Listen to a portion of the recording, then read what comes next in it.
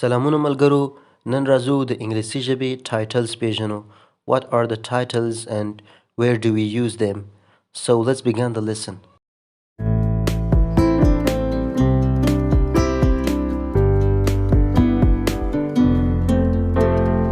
ګورئ، د ملګرتیا په ماحول کې یا هر کله چې د ملګرو سره یو ځای یو یا یو ځای ناست یو چې یو بل باندې غږ کوو نو د یو بل نوم ساده اخلو. مثلا سلامونه عمره، څنګه یې؟ او یوسف، چیرې یې یارو؟ یا هم محمد یاره، درکونه دې نسته، بیخي په دوربین کې نه معلومیږي، او داسې نور. ځکه ملګري همیشه همزولی، هم عمره یا هم سنه وي او هر نوم باندې یو بل ته غږ کولی سو. مګر کله چې په رسمي ځایونو کې یو، مثلا شرکتونه، دفترونه یا هم لویو غونډو کې چې مشران وي، نو هلته ساده اسم نه اخلو. نه وایو عمر سټیج ته تشریف راوړي، یا هم یوسف دفتر ته سبا لږ وختي راسه، یا هم فرزانه پرون چیرې وې، بلکې هلته د احترام، مشرکشر او جدي ماحول وي. که چیرې د یو چا نوم ساده واخیستل سي، بد نه بلکې ډیر بد معلومیږي. نو هر کله په داسې ځایونو کې د چا نوم مو اخیستل، نو باید د نوم څخه مخکې که نارینه وي د ښاغلی یا هم محترم الفاظ اضافه کوو. مثلا ښاغلی یوسف دفتر کې نسته نن، یا ښاغلی علي دوسیه امضا کړ. او که چیرې ښځینه وي نو د اغلی یا هم محترمه الفاظ د اسم څخه مخکې اضافه کوو. مثلا اغلی فرزانه نن راپورونه پر وخت باید آماده کړي، یا هم محترمه نرګس د شرکت حسابدار دی. چې دغه ښاغلی، اغلی یا محترم یا محترمه الفاظ چې د احترام دپاره د یو چا د اسم څخه مخکې اضافه کوو، دغه الفاظ ته په انګلیسي ژبه کې څه وایي؟ ټایټلز. Miss is used for a young and unmarried woman. Miss د یو پیغلې جنۍ یا هم انجلۍ چې واده یې نوی کړی، د هغه دپاره میس استعمالیږي. مثلا Oh, Miss Chaplin, how are you doing? اوه اغلی چاپلین، څنګه یاستئ؟ عموما یو پیغله انجلۍ چې عمر یې 18 یا هم د 18 څخه کښته وي، د هغه دپاره میس استعمالیږي. Mrs is used for a married woman. Mrs د یو واده سوي ښځې دپاره استعمالیږي. MRS Mrs. تاسې به وایاستئ په دا کې خو آر توری دی، دا څنګه مسز ویل کیږي؟ ګورئ، ځینې کورسونو کې استادان دا غلط تلفظوي، وایي میسټرز وایي یا څه شي څه شي. دا میسټرز نه دی بلکې میسز دی. میسز د میسټرس د کلمې څخه اخیستل سوی دی، میسټرس، او میسز ځینې جوړ سوی. مثلا یو چاته زنګ ووایه، خبر یې چې واده یم کړی دی، نوم یې هم درته معلوم دی، نو داسې وایه: Hello Mrs. Smith, you're invited to our party tomorrow. سلام علیکم میرمن سمیت، تاسې زموږ میلمستیا ته سبا دعوت سوي یاستئ. Miss is used for a woman which doesn't specify married or not. Miss، ګوره دا میز ویل کیږي، میس نه دی، دا میز ویل کیږي، MIZ. میز د هغه شي دپاره استعمالیږي کوم چې نه غواړي چې دا ښکاره کړي چې واده یې کړی دی که واده یې نه دی کړی، غواړي دا محرم پاتې سي یا پټ پاتې سي. یا موږ ته یو ایمیل را استي د میز میلر په نامه باندې، میز میلر. میز پوهېږو چې ښځې دپاره استعمالیږي، پوهېږو چې ښځه ده میز، خو نه پوهېږو چې واده یې کړی دی که نه دی واده کړی. نو په داسې وخت کې چې یو څوک تاسو ته ایمیل استي د میز میلر یا میز سمیت، دا په دا باندې بیا تاسو نسئ پوهېدلی چې دا کس واده کړی دی که نه دی واده کړی. ځینې وخت دا میز هغه ښځې استعمالي چې واده یې مخکې کړی و، بیا طلاق اخیستی، بیا اوس نه دی معلوم واده یې کړی دی که نه دی کړی. په داسې حالاتو کې میز استعمالیږي.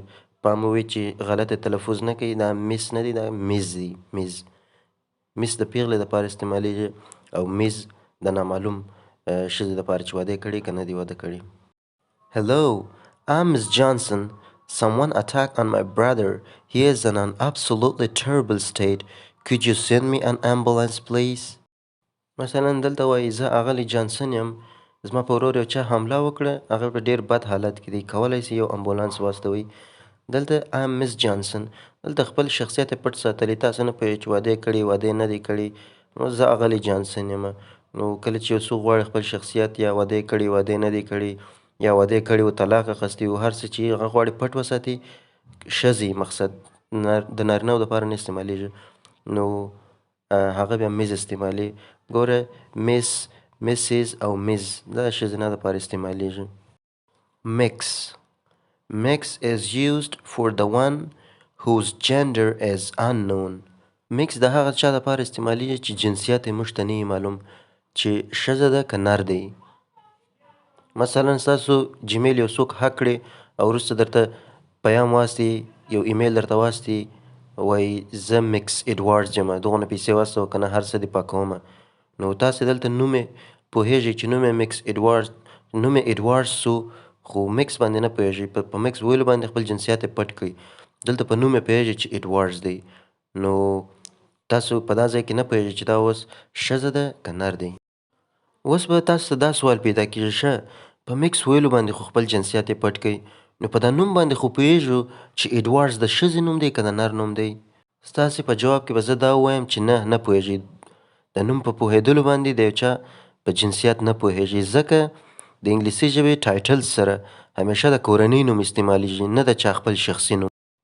ګورئ هغه کسان چې په انګلیسي ژبه باندې خبرې کوي یا هغه هیوادونه هغوی هر کس درې نومه لري اولین نوم هغه نوم دی چې کله کوچنی دنیا ته راځي نو مور و پلار یې ورته انتخابوي چې په انګلیسي ژبه ورته فرست نیم وایي یا ګیون نیم هم ورته وایي یا کرسټین نیم هم ورته وایي دوهم نوم تخلص دی چې کله موږ خپله غټ سو خپل د احساساتو مطابق چې غټ سو خپل ځان ته یو تخلص انتخابو چې په انګلیسي ژبه کې هغه ته میډل نیم وایي مثلا زما نوم احمد دی یا فرست نیم مې احمد دی تخلص مې یا میډل نیم مې حسرت دی اوس پاته سو درېهم نوم د کورنۍ نوم دی کورنۍ نوم نو د پلار نوم کېدلی سي یا هم زموږ د کورنۍ پخوانی نوم چې نیکه یا هم د پلار مو انتخاب کړی وو او اوس زموږ پلار هم په هغه نوم یادیږي نو موږ هم په هغه کورنۍ نوم یادیږو مثلا که د یو چا د کورنۍ نوم سلطاني وي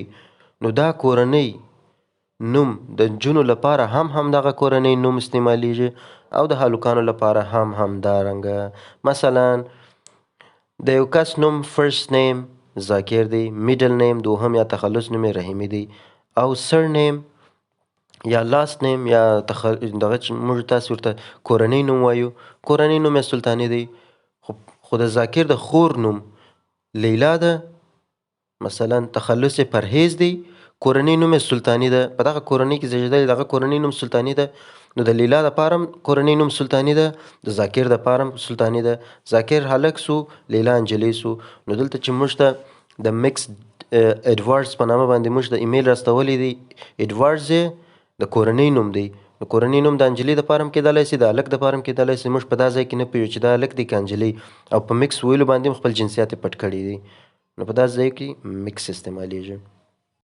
مثلا د امریکا پخوانی رئیس جمهور نوم یې جورج و تخلص یې چې خپل ځان ته انتخاب کړی واکر و او کورنۍ نوم یې بوش و نو بوش د ده د خور ورور نور نوم کېدلی سي ځکه دغه کورنۍ نوم دی بوش مثلا د خور نوم یې نانسي دی د خور نوم یې نانسي دی تخلص یې واکر دی خپل د ورور تخلص یې په ځان هم ایښی دی او کورنۍ نوم یې بوش دی نو مثلا که اوس موږ ته د مکس بوش په نامه باندې ایمیل راسي مکس باندې خپل جنسیت یې پټ کړي نه پوهېږي که ښځه ده که نر او بوش باندې خو د کورنۍ نوم دی نه پوهېږي چې دا خپله بوش راستولی دی که خور یې راستولی دی نو دلته په دا ځای کې مکس استعمالیږي نو یوه خبره مو همیشه په یاد وي که چیرې د ټایټل سره یو نوم مو ولیدل پوه سئ چې هغه د یو چا د کورنۍ نوم دی د کورنۍ نوم ته دوی ډېر اهمیت ورکوي نو که چیرې د ټایټل سره دوه نوم مو ولیدل پوه سئ چې اول نوم چې دی خپل اصلي نوم دی او دوهم نوم د کورنۍ نوم دی او که چیرې د ټایټل سره مو درې نوم ولیدل چې دا ته په انګلیسي ژبه کې فول نوم وایي یو کس کولی سي درې نوم ولري خپل نوم تخلص او کورنۍ او که چیرې درې نوم مو ولیدل پوه سئ اول نوم یې خپل دی دوهم نوم یې پوه سئ چې میډل نیم منځني نوم ورته وایي یا تخلص موږ ورته وایو خپله په ځان یې هغه یې تخلص دی او آخري نوم لاست نیم یا سر نیم هغه د کورنۍ نوم دی مسټر د نارینه دپاره استعمالیږي فرق نه کوي که متحل وي که مجرد وي واده یې کړی وي که واده یې نه وي کړی مسټر رامبو ښاغلی رامبو دلته پوهېږو چې د میسټر سره یوازې رامبو راغلی دی. موږ ویل که چیرې یو نوم راغلی وي هغه د کورنۍ نوم دی. رامبو دلته د چا کورنۍ نوم دی ښاغلی رامبو. اوس که د چا نوم مو نه وي زده او غواړو غږ ورباندې وکړو یا د هغه توجه ځان ته راواړو، نوم مو نه وي زده نو د هغه دپاره کوم ټایټل استعمالوو؟ فرض کړئ چې یو کس په سړک باندې روان دی او تاسې د هغه شاته روان یاست. د کس پام نه دی خو د جیب څخه یې د پیسو بټوه لاندې لویږي، نو تاسې هغه اخلئ. غواړئ چې غږ ورباندې وکئ خو د هغه نوم مو نه دی زده، نو په دا وخت کې د چیشتو، اوهو، هی، تا ته وایم، هو، د دې پر ځای باندې د انګلیسي ټایټلونو څخه کار اخلو. Excuse me sir. Sir د نارینه دپاره استعمالیږي. یعنې بخښه غواړم ښاغلیه، د یو نارینه پام ځان ته رااړوي. مثلا sir نارینه دپاره excuse me ma'am or excuse me madam. ma'am یا میډم د هغه ښځې دپاره استعمالیږي چې عمر یې د 30 کالو شاوخوا یا 30 څخه لوړ وي، یعنې تقریبا سن یې پوخ شوی، داسې ښځې دپاره استعمالیږي. میم میډم دواړه یو معنا لري. میم د میډم مخفف دی، یو پاسټرافي ورکوو ډي ځینې ایسته کوو. میم میډم، excuse me ma'am or excuse me madam. او همدارنګه که پیغله نجلۍ وي excuse me miss استعمالولی شو. miss د یو پیغلې نجلۍ دپاره استعمالیږي. نو دلته وایو چې excuse me sir, your wallet fell out of your pocket. بخښه غواړم ښاغلیه، ستاسې بټوه ستاسې د جیبه د باندې ولوېدل. یا هم excuse me miss, your money fell out of your purse.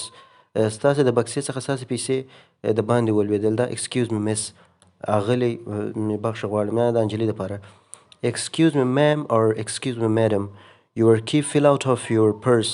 بخښه غواړم ستاسې کیلۍ ستاسې د بکسې څخه د باندې ولوېدې. excuse me ma'am پخسنې ښځې توجه ځان ته راوړولو دپاره مثلا دغه وخت استعمالیږي.